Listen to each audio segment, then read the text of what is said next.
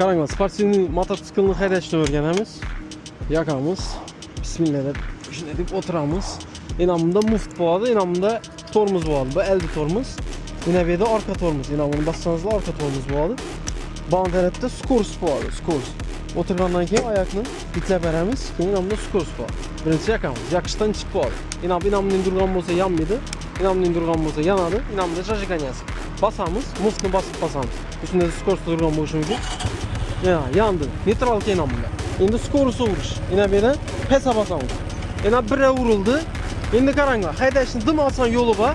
Korkmay haydashning zo'r yo'li bor. Gaz basmaysizlar, muftni berasizlar, o'zi ketadi. Muftni bersangizlar. Yana muftni ushab bilsangizlar bo'ldi yana. Chustut etishakda. Muftni chustut etsangizlar yana ketaveradi o'zi. Ko'rdingizmi? Dim oson haydash. Самое главное, mototsikl haydagan vaqtda korkmaslik kerak. Korksanızlar bo'lmaydi. Korksanızlar haydab bilmaysizlar. Yana polni muftni yuvardim.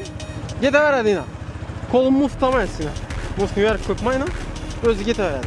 Keyin to'xtachak vaqtda yana muftni bosib turib, eldan tormozni bassangiz bo'ladi yoki orqa tormozni bassangiz bo'ladi. Yana osondim, o'ta ketgan oson. Endi gaz berishni o'rganamiz endi aslan. Endi gazni bosamiz yana. Aslan bassak yana.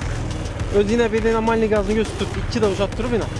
Muftni ozgina yuvaramiz, ketaveradi yana mototsiklni o'zina. Bo'ldi. Keyin gaz bersangizlar bo'ladi. Gaz berib ketasiz. Hali birinchi skors tuyibmanmi? Bu birinchi skors.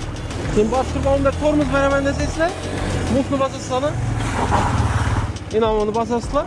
Orqa tormoz beradi. Hali unga erta, boshqa haydashni o'rganinglar keyin bo'laveradi emas. Ketsangizlar haydashni o'rgatamiz agar mototsikl sotib qolsangizlar. Bizda hammasidan bor deydi-ku. Qalasanizlar kreditga chiqadi, 25 million so'm 200 kubalik bo'ladi. Karburator motor bo'ladi. Sog' bo'ling, boy bo'ling. Bitta like bosib qo'ying. Kamida shunday mototsikl sizdan nasib etsin.